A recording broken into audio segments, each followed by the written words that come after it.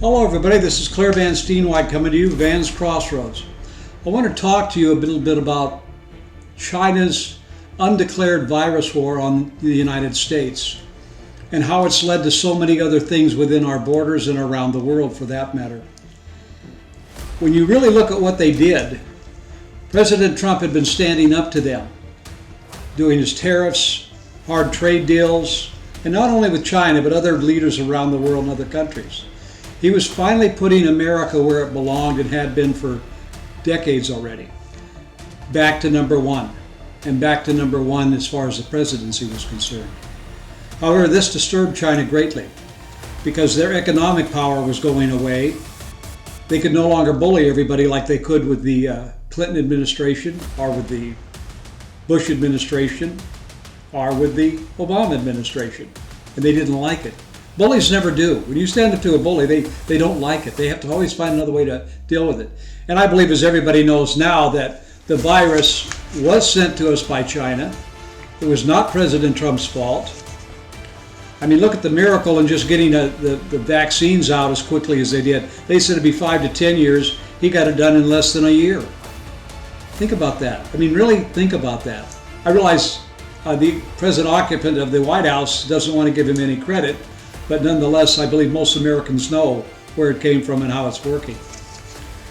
But we have to look at all the unintended consequences. At least we didn't think they were going to be intended consequences as a result of what China did.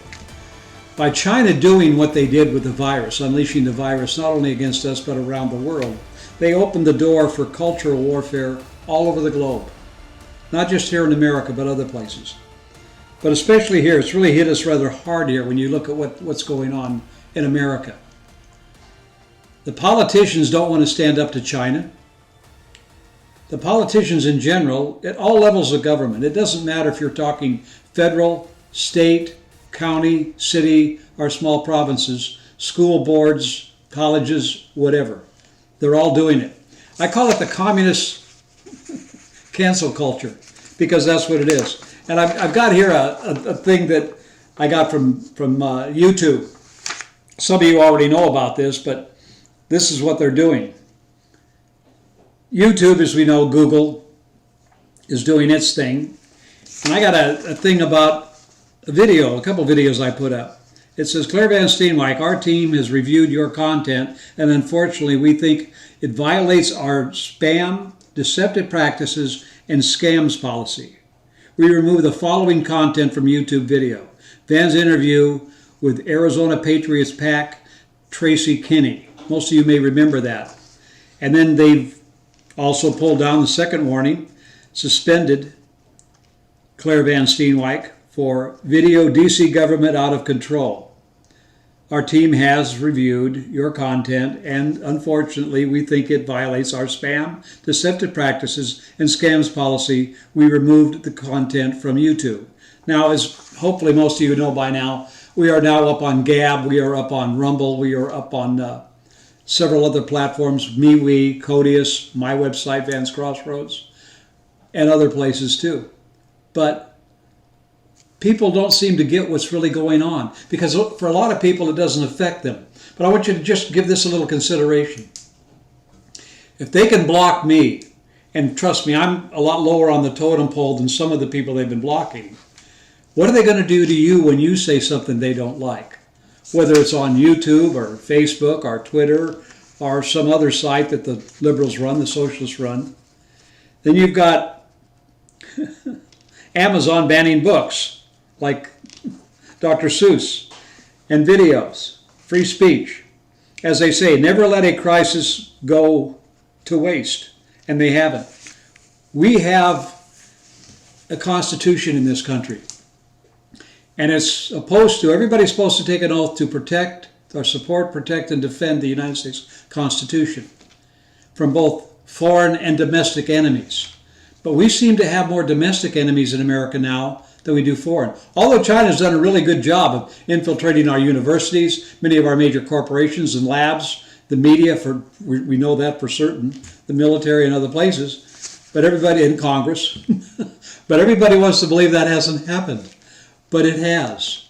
We have what I consider to be the first Manchurian office holder in the White House. He's the occupant there now. But when you look at what they're doing to our rights, they're shutting down businesses. They're opening up the border and letting people cross that have the virus. They're allowing people out of jail before they should get out of jail. Some get out with no bail at all. That's causing a lot of turmoil and chaos in our cities and towns. And the deaths they had here in Arizona just this past few days, where 13 people were killed in a car accident of illegal immigrants by a semi hitting them as they crossed over the border in what looked like a Suburban. They had, I think, 25 people packed into something that shouldn't hold more than 12 to 13 people. And there were deaths according because of that, and some were children. They don't care about this. The Biden administration doesn't care, because the plan is, by these people, get as many illegals in the country as you can, try to get them legal status and voting rights as quickly as possible, and never, ever, ever have a Republican or even a Democrat, conservative or constitutional president again. And also try to make sure we don't have anybody that's in the Senate or the House that believe in the United States Constitution. Because everything comes downhill. I think we all know that. If it gets to the White House, it'll end up in the Senate and the House. Now, Pelosi's passing a bill, H.R. 1, HB 1, this is going to, House Resolution 1, which is going to eliminate the sex of people. You're just going to be it. They're going to eliminate women's sports by doing this, because you're going to let a male, anybody, do track or wrestling or anything against the women, tennis, golf, whatever, because they want to pretend they're a girl. Well, we know genetically they're not. But for people that say they're in such favor of science, they're totally throwing it out the door. But I'm watching a lot of people stand silently by. Today I went and got some gas on my way back from an appointment. And it's cost me $3.10 or 15 cents a gallon now. Just a few weeks ago it was $2.70, $2.60, $2.65, $2.50. And now it's $2.70. There was a $3.10. And now there was a gentleman standing there getting gas too. And I asked him, I said, how do you like the higher prices? He goes, yeah, I don't understand what's going on here. I said, well, it's really simple. This is the effects of the election we just had in November, or whatever you want to call it. I said, people were warned if this person got in office, what he'd do. He shut down pipeline. He's getting ready to shut down another one. He's not allowing any drilling on federal lands, and there's not even supposed to be any federal lands, quite frankly. And I told the man, I said, right now they're raising the prices on gas they already have here in oil, because they know down the road it's going to get more expensive to get out of the ground, and we're going to start importing it. He goes, why would we import oil? I said, because the new occupant of the White House has done those things. And people were warned, but they didn't want to believe it. And Mr. Biden didn't want to tell the truth. Him and the truth are total strangers, as is with most socialists. So try to remember, this initiated with China. Now, if you want to stop this, or at least China's part in it, it's really simple to do it. Walmart and Amazon, most of the stuff they sell is imported from China. And others. So why don't you just stop buying all the nonsense? And why don't you start standing up for the truth in your homes, on your jobs, wherever you might be? I didn't know the gentleman I talked to today at the gas station. I go for walks almost every day, and I talk to people, and some I do know or I've met, others I don't know, and we talk about politics. I got in conversation the other day, stood there for 20 minutes talking about politics. We have got to do what we have to do as Americans. Now, this video that they took down, yes, it's still on Rumble, and it's still other places, of Tracy, who works for the Patriot Group, that's trying to recall Governor Ducey and Rusty Bowers and some other people and form a new party.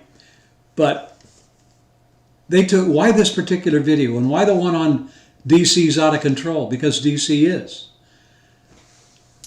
But China is the enemy here. They're not an ally. They may be a trading partner, and I question even that, but they're not an ally. They enslave people, they brainwash people, they still have forced abortions in that country. They export terrorism just like the Iranians do. So why are we even buying stuff from them? This is tantamount to us continuing to import German and Japanese-made goods during the Second World War. We didn't do it, so why are we doing it now? They are fighting an undeclared war with us. They've declared it, we haven't. And with the occupant of the White House right now, he doesn't even recognize there is one. So it's up to us, the people, to recognize this and to start dealing with it. Doing what we need to do politically, doing what we need to do in our personal lives and business lives and Christian lives, however we can. We need to face down the people that are going to destroy our nation. And when we go down, the world goes with us. And they all know that. They're counting on it. So I need to count on you, and so does anybody else that loves freedom. And I'm not just talking about us. I get calls and emails and tweets from all over the country and people out of the country. And they are truly concerned about the future of America, as am I. And I have been concerned about this for decades.